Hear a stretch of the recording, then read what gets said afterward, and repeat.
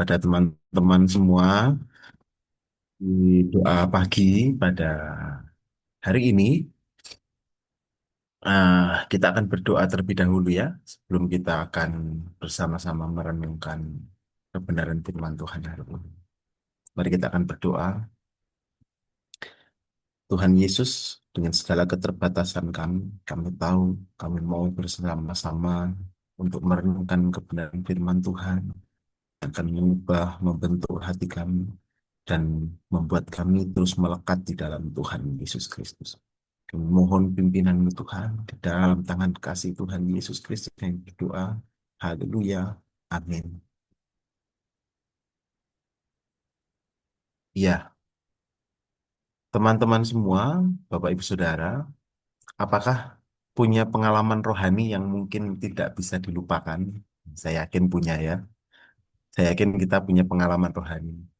Pengalaman rohani seperti apa yang membuat kita tidak lupa terhadap hal itu?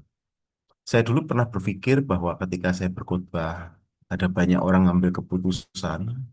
Di situ saya berpikir itulah pengalaman rohani yang paling besar.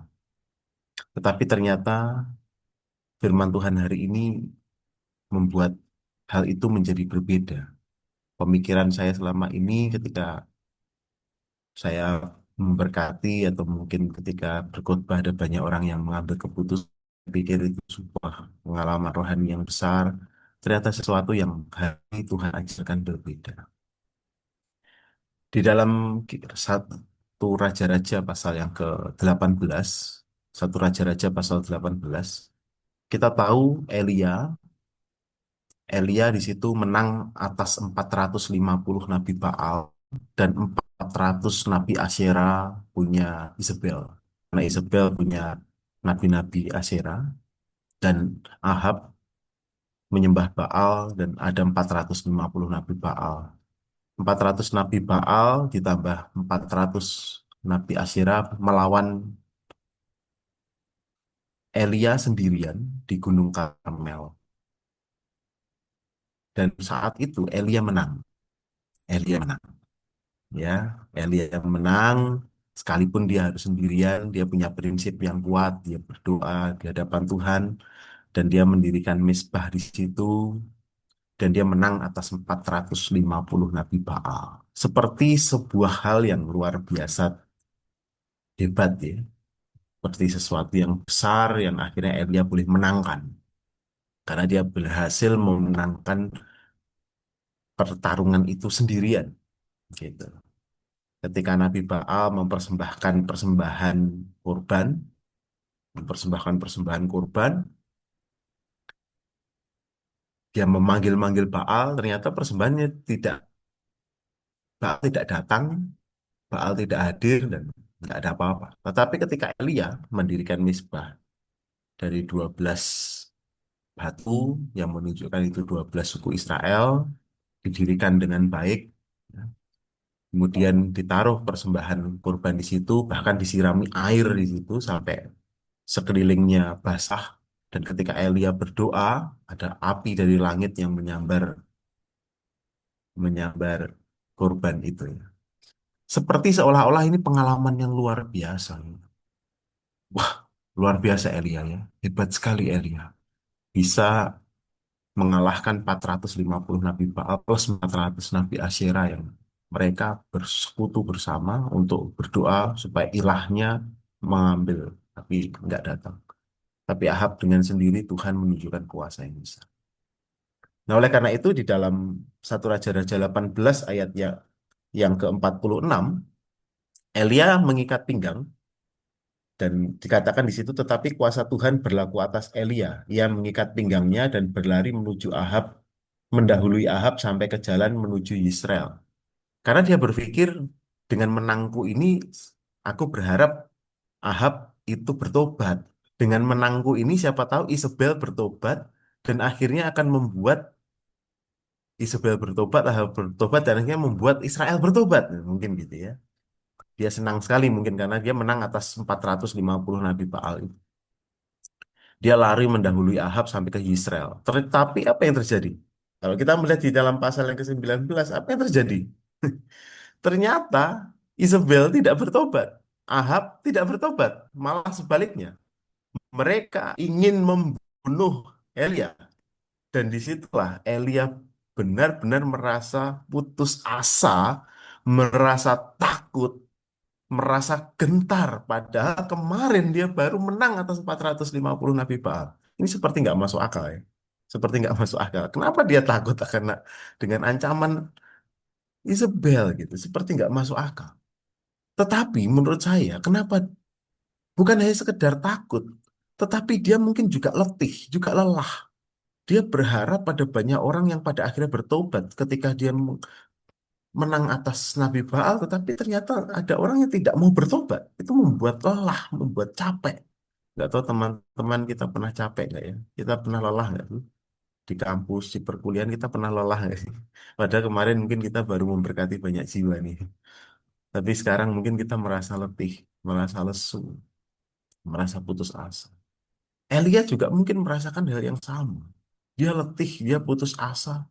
Kenapa masalah ini nggak selesai-selesai gitu. Dia hanya berharap supaya Israel bertobat, Ahab, Isabel bertobat. Sekalipun dia menangkan 450 Nabi Baal, tapi ternyata enggak. Malah sebaliknya Isabel ingin bunuh dia. Oleh karena itu ketakutannya itu, perhatikan di dalam ayat yang ketiga. Satu Raja-Raja 19 ayat yang ketiga. Maka takutlah ia, lalu bangkit pergi menyelamatkan nyawanya. Setelah sampai ke Beersheba, termasuk wilayah Yehuda, ia meninggalkan bujangnya di sana. Ayat keempat, nggak selesai di situ, padahal Israel sampai Beersheba itu jauh sekali. Nggak selesai di situ, ia masih masuk ke padang gurun. Sehari perjalanan jauhnya. Orang berjalan kaki di padang gurun itu 2 sampai 5 kilometer per jamnya.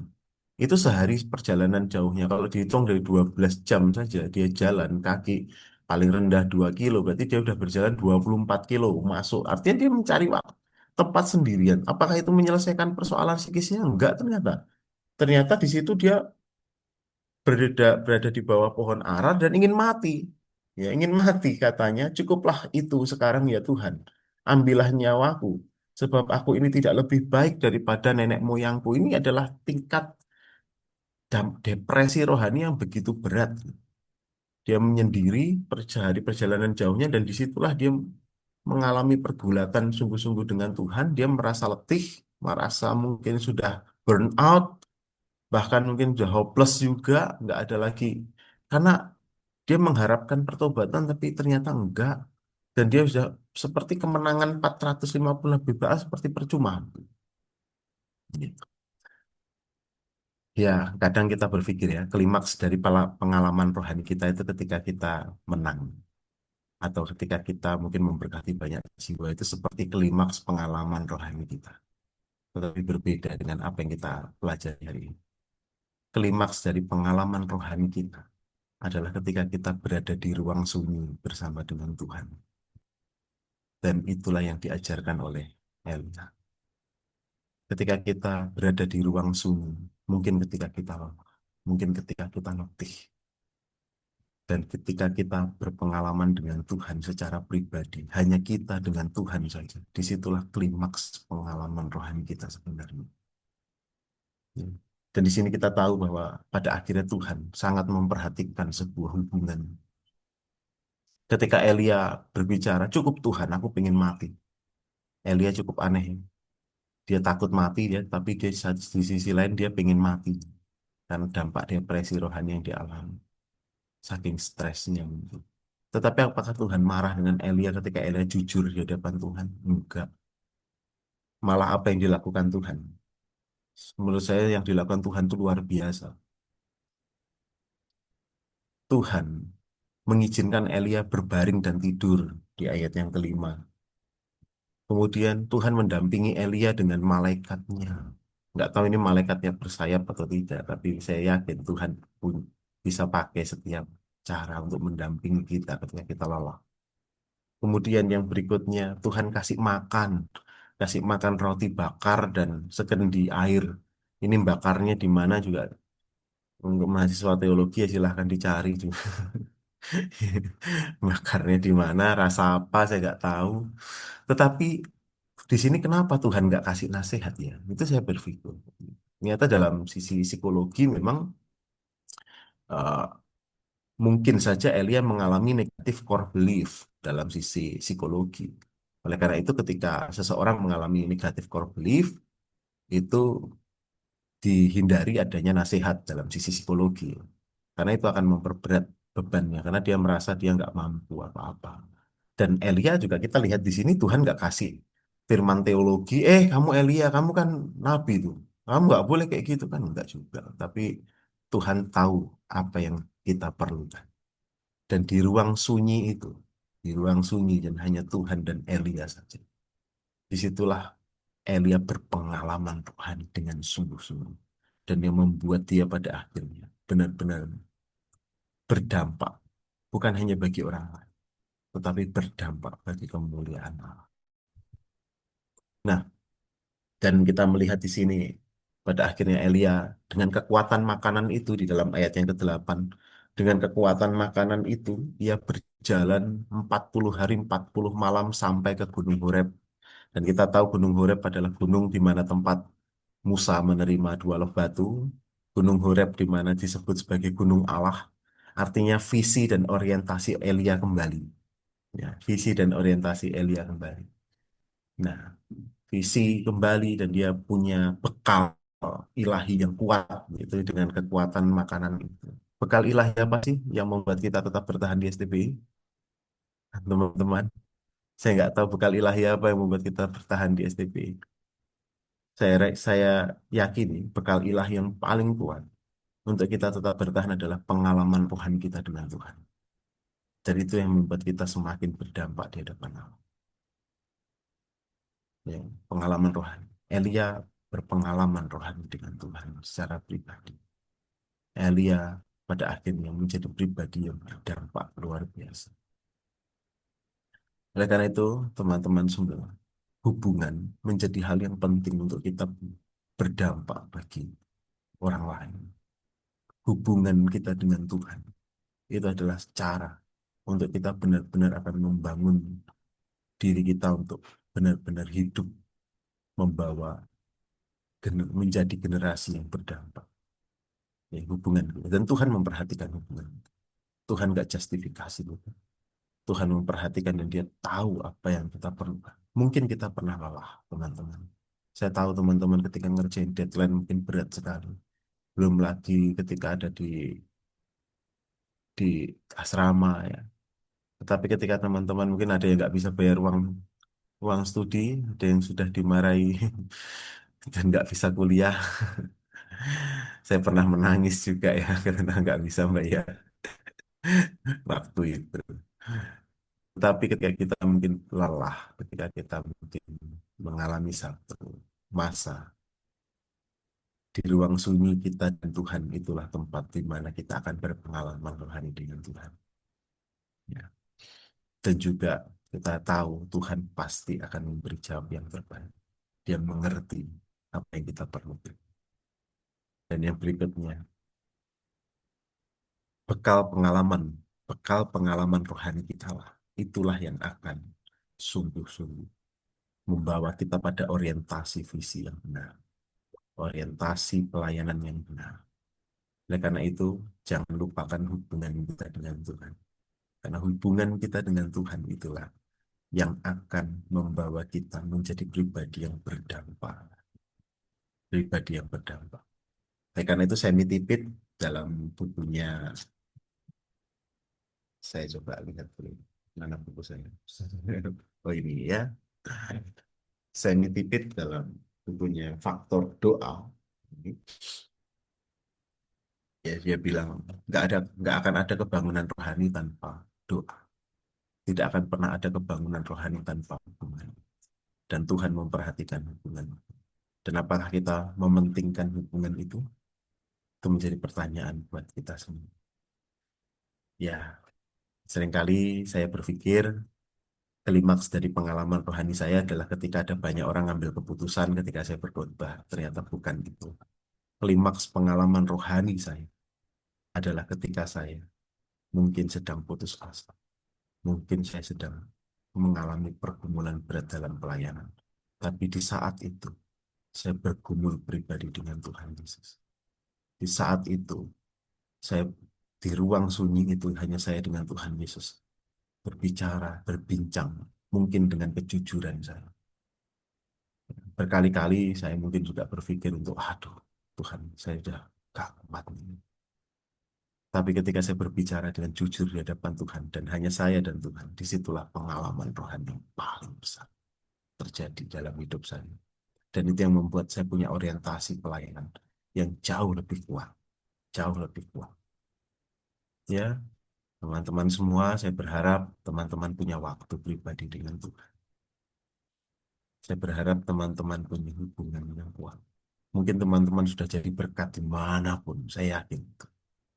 Tapi jangan tinggalkan ruang sunyi dengan Tuhan Yesus. Jangan tinggalkan tempat yang benar-benar teman-teman alami dengan Tuhan Yesus. Itulah pengalaman rohani paling mendalam, jujur. Dan itu akan membuat teman-teman punya orientasi pelayanan yang kuat sekali. Yang kuat sekali. Ya. Dan teman-teman bisa kuat untuk 40 hari, 40 malam berjalan ke Gunung Horeb. Ya.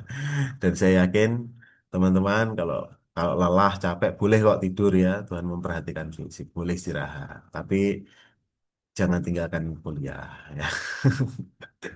Ya istirahat. Boleh juga apa namanya kalau ada waktu memang beristirahat. Ya istirahat sebentar sejenak. Boleh makan, tapi habis makan jalannya karena seperti Elia habis makan harus jalan biar sehat. Ya, habis makan sekali tidur terus dibangunin lagi kan 2 kali jalan. Gitu ya. Ya, ini cuma bercanda ya. Yang penting teman-teman semua punya waktu dengan Tuhan secara pribadi. Saya rindu teman-teman semua adalah pribadi-pribadi yang berdampak buat semua orang. Berdampak. Saya senang. Saya berharap besar.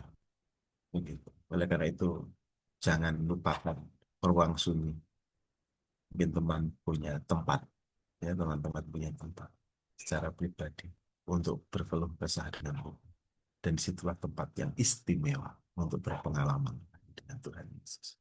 Tuhan Yesus memberkati kita semua. Mari kita akan berdoa bersama. Kami bersyukur Tuhan pagi hari ini boleh bersama-sama dengan teman-teman mahasiswa untuk kami kembali membangun hubungan dengan Tuhan Yesus secara pribadi di ruang sunyi, karena disitulah tempat di mana kami berpengalaman rohani dengan Tuhan. Disitulah tempat di mana orientasi pelayanan kami dikembalikan. Disitulah tempat di mana kami kembali membawa dampak mungkin bagi diri kami maupun bagi orang lain. Dan kami percaya, kami tahu Tuhan peduli terhadap kami. Tuhan mengerti isi hati kami. Dan Tuhan tahu yang terbaik dalam hidup kami. Kami percayakan seluruh panggilan kami. Kami percayakan seluruh hal yang Tuhan boleh percayakan bagi kami dalam pelayanan. Kami bersyukur. Dan semua itu karena anugerah Tuhan yang besar. Kami serahkan kebenaran firman hari ini, pagi ini, di dalam nama Tuhan Yesus Kristus. Kami berdoa. Haleluya. Amin. Amin. Tuhan memberkati.